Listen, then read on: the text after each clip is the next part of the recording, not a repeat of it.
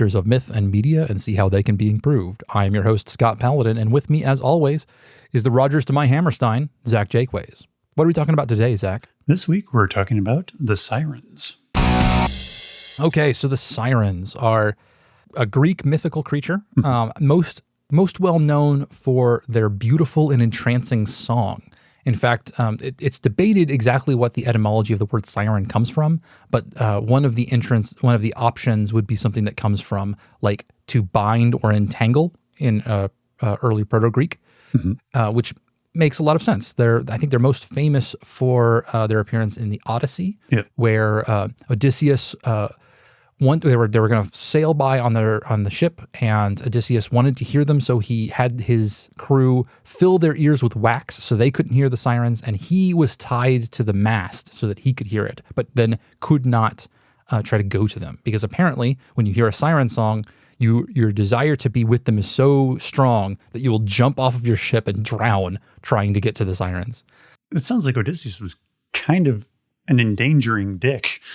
Yeah, that's like they had to go past the islands anyway. So like the safest thing would be for everybody to put the wax in. Although actually maybe the logic was somebody needed to stay able to hear, so you know when it was safe to take the wax out. Otherwise you have to just like keep it in until like you get back to Athens or wherever the he was from. Anyway, so I guess there could be some logic. But anyway, now they're funny to me because lots and lots and lots of people seem to think that sirens should be mermaids. In fact, there's just tons and tons of art from them. But the original Greek is actually that they're bird women. They're either women with bird wings, like we would think of as angels, or like a woman's head on a bird's body, like a harpy.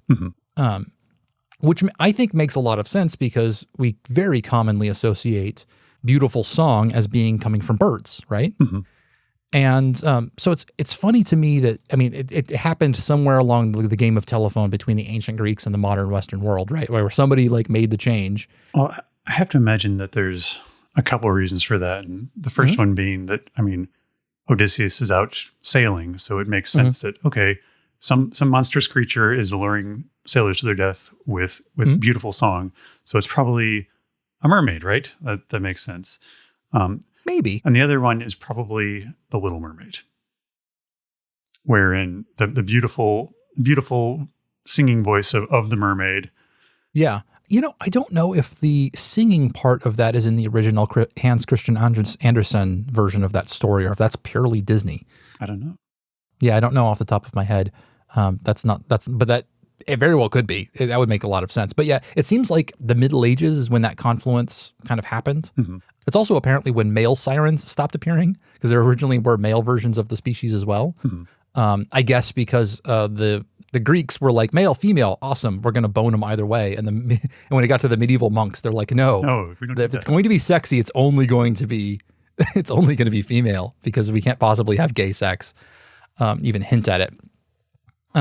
So these are an interesting group. I think we might have touched on them before in our mermaids episode. Possibly, yeah. I think I probably was under the mistaken impression that they were mermaids. I mean, everybody. I was too. As recently as when I last looked at the Wikipedia article when we started this podcast. Probably that's what everybody thinks of. Bird women are interesting, though. I do like them being on islands makes sense because birds tend to sometimes will be the only creature that lives on a particular island. You know, it'll be you'll find these tiny little like rocks in the sea that are there's literally barren. There's no even vegetation on them, but there'll be birds nesting there and stuff. So that makes sense. I am kind of intrigued by the idea of them being actually kind of multi-species, like of there being different versions of the mermaids. Not mermaids. Of there being different versions of the sirens. You know, there is a mermaid siren. There is a harpy siren. Yeah. The idea we talked about before off mic was the idea that, you know, it's not the sirens, it's the song. Like the siren is the song that lives inside of them. Which I think is a really cool idea. Yeah, it's like a mimetic creature. It's one that like lives inside of this. I had the idea as a mimetic cordyceps, like it infects people's brains and causes them to do stuff. That's cool. Yeah, let's play around with that space a little bit. This is a virus that moves from brain to brain, infecting creatures. And that would explain why you get both harpy sirens and depictions of mermaid sirens, is because these just happen to be like likely hosts for this virus. And in them, perhaps the virus is not fatal in the way that it might be in humans. Like this is one of those, like lots of diseases in the species in which they originate are harmless. Like they don't even react to them. But then when they cross species, that's when they become very, very deadly sometimes. Almost every great plague, including the one that we are still in the aftermath of right now, every great plague started in some sort of animal that lives closely with humans and then transferred over. So that would make sense. So maybe it's something about like, in this case, it could be that like maybe the siren song, the creature itself doesn't understand, like maybe it's about the mode of transportation. Like it expects a flying or swimming creature. And that like when it gets inside of a human, it like tries to make the human act like a harpy or mermaid and tries to like, they try to go flying and they end up killing themselves. Because I was just about to wonder, like, what's the advantage of like infecting a creature and like spreading yourself to something that just immediately kills itself? Yeah, well, it's accidental, right? Like they're up on their rocks. And that makes sense why the mermaids are up on the rocks is because you can't sing underwater quite so well. Or maybe not. You like whales do that really well though. Yeah. So maybe there is a version of harpy whales sounds amazing. Oh yes. Siren whales. Yeah. I like that. Because whale song can go like halfway around the globe at certain frequencies. So the siren song, what if it was made by the whales?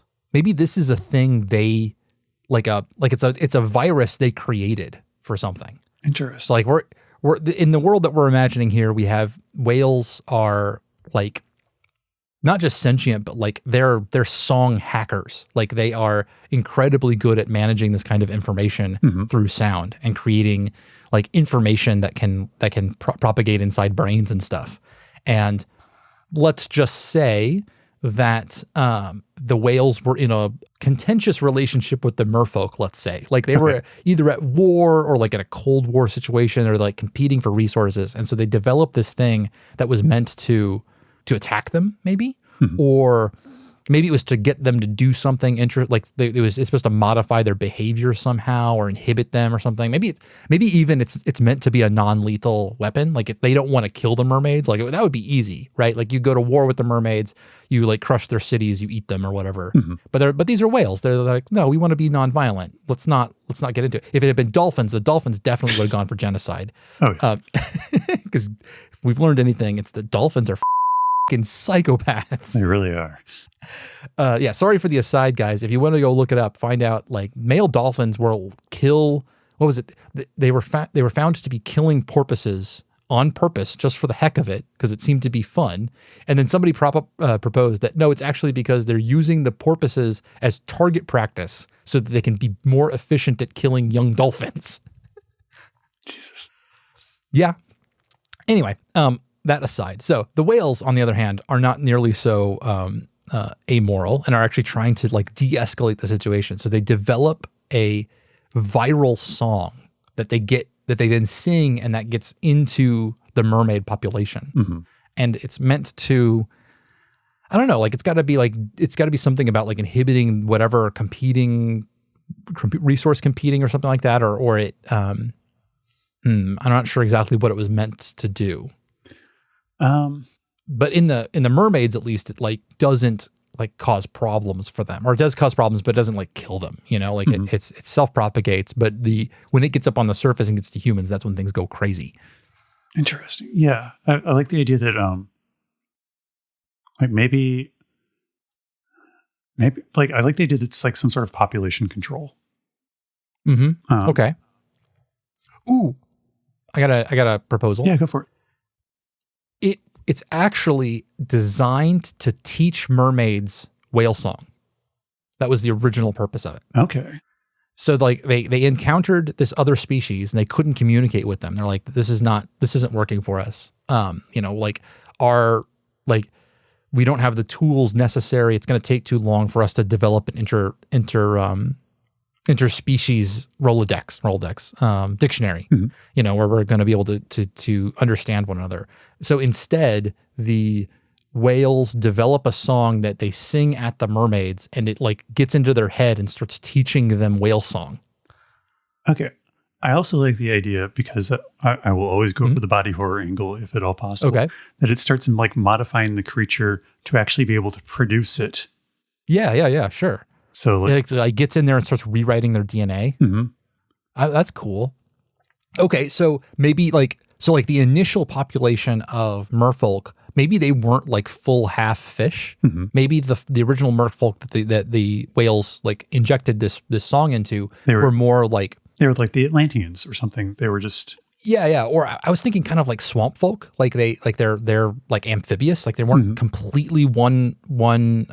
They kind of had that living in both worlds thing, and they were living in like the shallow brackish waters on the coasts, and then the whales essentially domesticate the merfolk. Like they come in and they like send them this whale song, which like teaches them whale song, and then also starts to modify their phenotype so that they become better adapted to living as companions with the whales. So they can like they get the single tail in the back, and they develop more extensive. Maybe in this world the merfolk aren't they can't breathe water necessarily, but like whales, they just have an incredible like ability to dive and stay under for very long periods of time. Just as a sort of mimic, they're like becoming more whale-like, as it were. And then, so like this is something that was introduced into this population as like a method of modifying them to make them more, maybe it could have even been an uplifting situation where like the original merfolk weren't sentient. And then like they're basically animals, like apes or something like that, swamp apes. And, the whales come along and like introduce this like genetically modifying viral song into their population and basically grant them civilization. Yeah, which like makes them sort of like their children, basically. Like it like brings out this other population who are like in early days like pets, and then later on are companions, and like they do the things that the whales can't handle and rely on the whales for other resources and stuff. So these are the scions of Leviathan.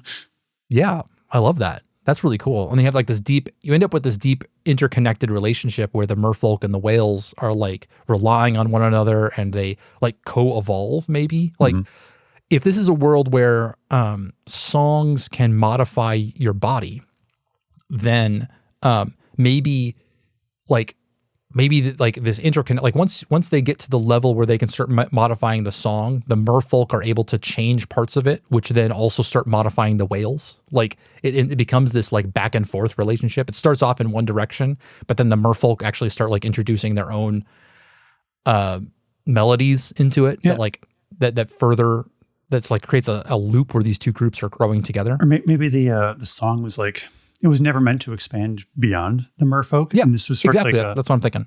Like an unintended consequence of it was like when the merfolk surface and like they start singing, birds hear it. Yeah. And now they start adapting to become more merfolk-like. Yes, and which is how you get the harpies. Yeah. Right?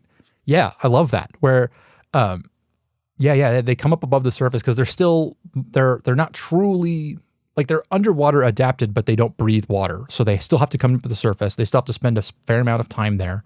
And in the process, there are lots and lots and lots of birds that are like built-in mimics, right? Like the corvids are like this, parrots are like this. There's a bunch of them out there that will hear a song and just naturally want to like, repeat it. And so, okay, which one? Let's commit to one of those two. Which do you want? Parrot harpies or corvid harpies? Oh, I love corvid harpies. Like I just love the idea. I asked because it was a possibility that you would say the other one, but like I was seriously being like, no, that's what I would choose. Oh, yeah. I mean, like it's very obvious. Like I just love the idea of like corvid harpies. Yeah. I'm all about that shit. Okay, so yeah, like they come up on the coasts or whatever, and they meet the local crows or ravens or something like that, or magpies, and they start singing them, and the birds start singing back, and then like over time they develop more and more merfolk-like qualities. And because they're learning it from the merfolks, they're learning the merfolk version of the song, like the first thing that comes along is like the ape-like qualities, like these birds don't necessarily immediately become fish-like the way that the merfolk did, but instead become more like human first. So they get little human faces and like, yeah, that's gross. Okay.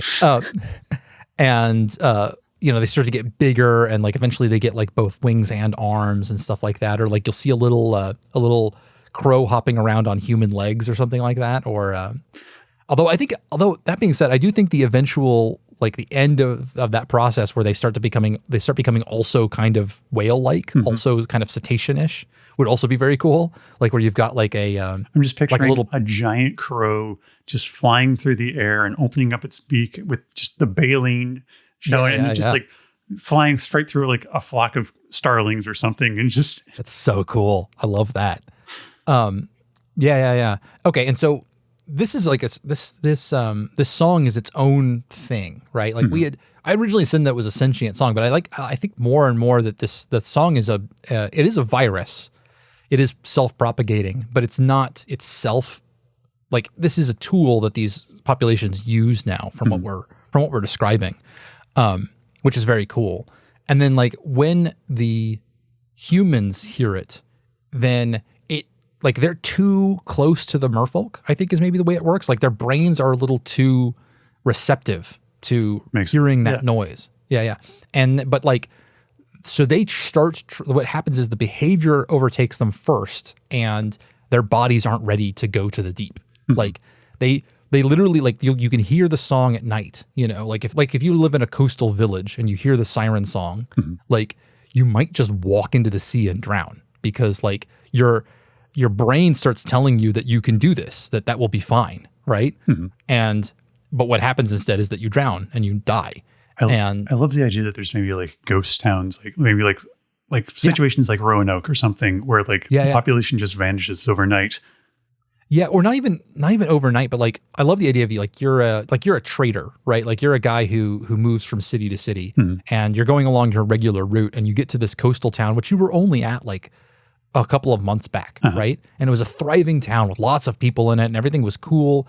And you get there and it's just empty. There's no one there. And like over the course, it wasn't necessarily overnight, but like you were gone long enough that like you don't know like what happened. And there was no sign of struggle. Everything's fine. People left like meals out on the tables and stuff. I love that. That's always creepy when like it looks like they just like dropped what they were doing and left. Oh yeah. That's horrifying.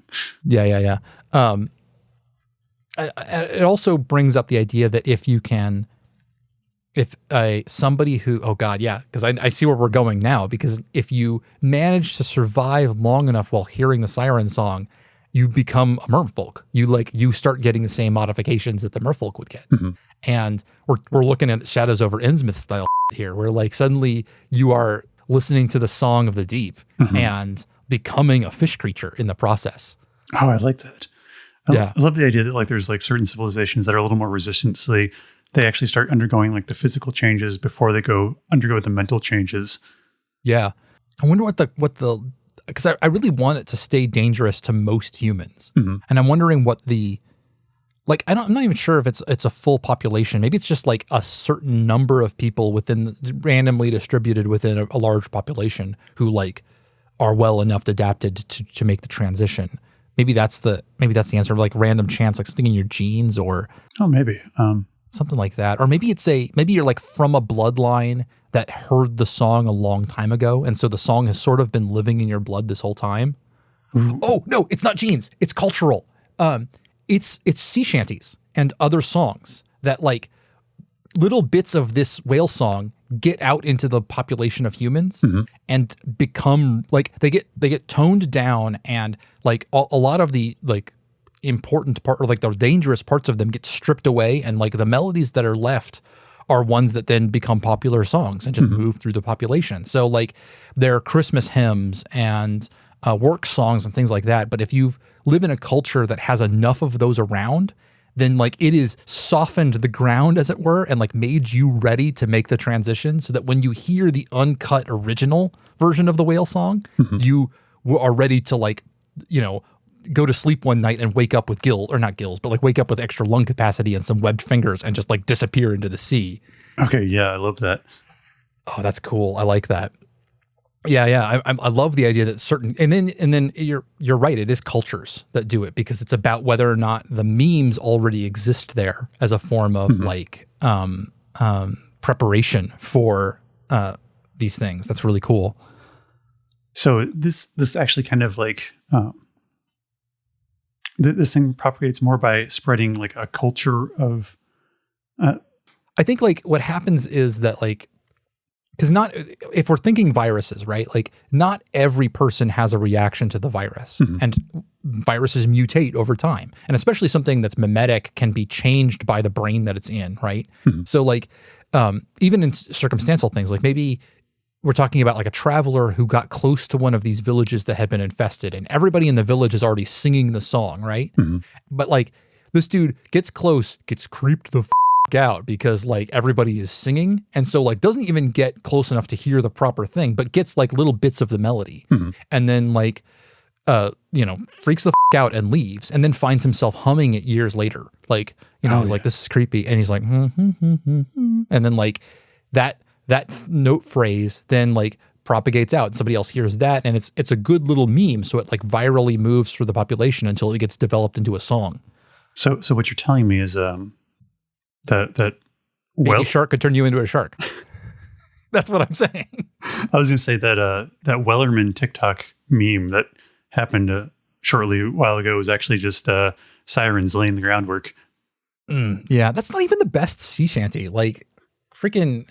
Anyway, sorry. Well, no, hit me up with some of those better sea shanties because I'm hooked. I will tell you right now, or at least me, I like Donkey Riding way better. I'm not familiar with that one, but.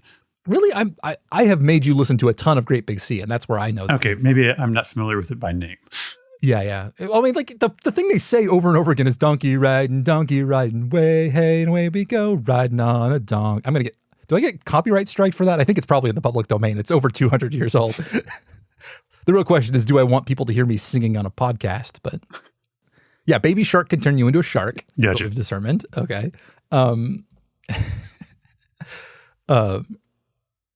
So what? Okay, so do we want to talk about like is there other cool stuff that this mimetic song could do, like to turn people into, like if it got outside of? I was trying to think if it went outside of the human population, could it turn dogs into seals? Like would it turn dogs into water dogs? Are we sure it hasn't already? I mean, maybe that's the origin. I do love the idea that this is sort of the origin for where mer people come from, like and stuff like that. And so maybe other species as well. Maybe dolphins are just the like end game process of this whole determination, you know? I also love the idea that like maybe this siren song was like sort of the evolutionary impetus for fish to migrate to land. Oh, like the reverse of it? Yeah. Like I don't know if there's any cool meat on the bones there, but yeah, I'm not sure because there's no agent behind that. Like at least or maybe. I mean, unless we go way back and it's like Ancient Alien kind of thing where like you have a monolith come down and make the changes or something like that, 2001 style. It's cool though. I definitely maybe like No, on one hand, like I don't feel like we necessarily need like the whales are the progenitor race kind of thing, but well, I was thinking like maybe it's a remnant of. Maybe you have a race that or a species that's way, way, way older than any terrestrial creature. Like this is an ancient, billions of years old species, and their way of traveling through dimensions or from stars to stars or something like that is to send only information, because information is very cheap to translate. You know, you can send the song out on radio waves or something like that, or manipulate things across a distance in order to produce it. And then in the original version of this, it not only changed like creatures into like biologically into things like whales and cetaceans and things, but also like made their brains into this the creature that created the song originally. Like it modified them. And so instead of sending an astronaut to another planet to colonize it, you send the song, and the song does all the work for you. And then you never go there, but instead like a few dozen million years later or something like that, you just start getting communication back from the new residents who are just like you because you like sent a thing there to turn the creatures of that world into you. I kind of love the idea of a like spacefaring parasitic race. Yeah. And they're not even like truly spacefaring because they only ever send the song to a new place, but that like gets into the local populations and turns them into this colonist population. Oh yeah. Yeah. And then what the version of it that we see is some place where it never either. Maybe the whales actually are the aliens, and like that, maybe that's the version of the story that you talk about where like the whales are living in the oceans and secretly communicating across great distances to a vast galactic civilization. Or I also love the idea like the physical form just does not matter. Like it's just all about propagating that idea. Yeah. Or the version of it that we see that we've been talking about up till this point is one where a mutation happened when it hit the local population and it didn't make the transformation completely and instead got the ability to change the physical form of those creatures. And that like happened in the whales. And so now they're able to utilize the song as a tool, you know? The signal hits the atmosphere and gets slightly distorted somehow, just enough that the information transfer isn't perfect. Yeah, exactly. It's just and maybe it's one of those things where this version of the song was a copy of a copy of a copy. Like it's not even from the original progenitor race. It's from one of their colonies, which then sent out to another colony. And so like over each one of those transfers, you have a chance for it to go wrong. And most of the times, like evolution wise, most of the times that would go wrong and it would just fail. Like you would send out the signal and nothing would happen. And this time, no one would ever be the wiser. Yeah. But this time it changed and it became a whole new thing. And it made the whales, and which, you know, if we know our evolutionary biology, whales started as like dog-like creatures, carnivores that lived on the coasts of the world, and they like slowly moved out and became aquatic over time. So maybe like they heard the original version of the song and became whales because of it, or something like that. Very cool. I like the idea that like whales, like it works well in that scenario because whales, again, like water is a very good medium for transmitting the information from whale to whale. So it's really good about them like creating a global civilization where they can all communicate it to each other. But then also like being a whale is big and slow, but you don't need to do much. Like you just kind of eat krill and like occasionally fight some giant squid and stuff like that. And that's kind of all they have to do. But like most of your time is actually spent like talking and communicating and having a civilization, you know, like most of their art and stuff is stuff that they just like communicate to one another. They're writing poetry and songs and things like that and just singing them. Telling stories. Yeah. Or like hacking the song that they all like share in their soul, you know, and like sending it out to other species and see what happens to them. And like, oh, look, now we made mermaids and stuff. So it's just a bunch of DJ whales remixing a song. Oh God, it's mashups, isn't it? Oh God. Mashup culture. Okay. Is there anything else we want to talk about? I do like the Shadows over Innsmouth body horror version of it where you turn into a fish person. Oh yeah. Is there could this be utilized by anybody? Like if a human got a hold of this song and started to make changes to it themselves, could they do something with it? Is that like I feel like there's maybe like lesser versions of it already. Like maybe that's like where mimetic like song content comes from. Like the human version of it is the Rickroll or something. Yeah. Or just like the top 40 hits, right? Like it's the ones that everybody sees or hears all the time. So if you're doing this in a modern world, you could totally have an evil CEO who's like gotten this song into their brain and are now like they're seeding the ground by sending out like the lesser versions of it and all of those hits. So you're getting little bits and pieces of the melodies and stuff. And they know that when they release the uncut version, then everybody's going to become fish people and like migrate into the sea.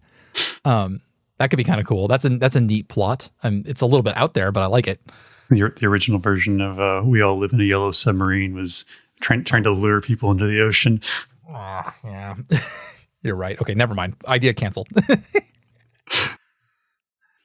So we're thinking that it like changes you personally. Like it's not a generational thing. It doesn't change like the next generation of people, but like actually causes you to like slough off skin and have scales underneath or something, right? Yeah, I feel like that makes more sense, I think. Yeah. Because like this thing's never like known like it's never had biological reproduction, so why would it think to like imprint that in the DNA? It's just like Yeah. And it has the ability to rewrite your like body plan like from the ground up.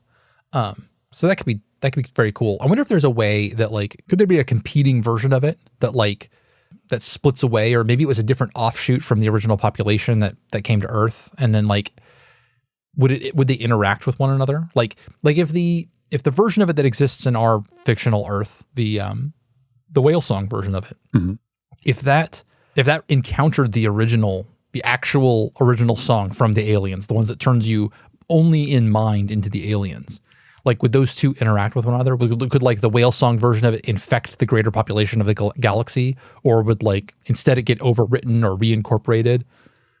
I love the idea that maybe that's where like we get the Cthulhu myth. Like there's this competing thing that has, infected whatever Cthulhu is, and he's lurking and waiting in the depths below.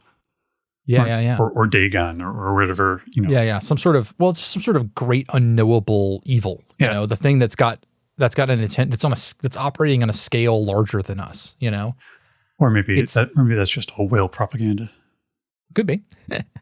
I do like the idea that in that maybe the original version of it, the actual like alien version of it, is that maybe that is the sentient version of the song. Like the one that we see in the whale version, the one that makes mermaids, is itself not sentient, but the one that's on the galactic scale is, but it's only sentient in the way that an ant colony is. Like there's a theory that like there's enough computing power in a colony of ants, like if you can combine all of them together, that they actually are able to sort of think like a human. But so across an entire galaxy, you have trillions and trillions of different minds that are all able to interact via this song, and together they create a single intelligence. It's not a Monster Mechanic episode without a hive mind, but I was literally about to say I wouldn't call it a hive mind because it's not a like in as much as like all of the individual cells of our brains aren't making up a hive mind. They're not all thinking in that way. And the song that lives in all of these individual creatures isn't itself it's acting like a neuron and not an entire mind in of itself. But then when when all of those interact with each other on a galactic scale, it's an AI, an intelligence it develops across this distributed network of minds. And it's not itself interacting with those minds. It's like writing on their hardware, right? Like it's living within the song that's running through their brains and has affected them. And it has its own goals and its own desires and things like that, that's separate from all of the individuals. And they maybe don't interact, like they interact as much as I interact with my own neurons, right? Like they're doing that I don't know about because I'm the intelligence that is created by them. I think that could be very cool. Now I'm just picturing like this galaxy spanning intelligence having a stroke because some harpy just like sang the song a little bit wrong. Yeah, I know. One of the memes gets too strong and the entire galaxy has to sing the Macarena or Gangnam Style or something. Okay, on that note, I think we're done. Yeah. I think we've wrung all of the juice out of that one with our various mimetic song ideas. So, on that note, bye. Until next time. Thank you for joining us for this episode of Monster Mechanics. Monster Mechanics is produced and edited by me, Scott Paladin, and hosted by myself and my best friend, Zach Jaquays. All of the ideas generated during this podcast are released under a do what the f*** you want public license.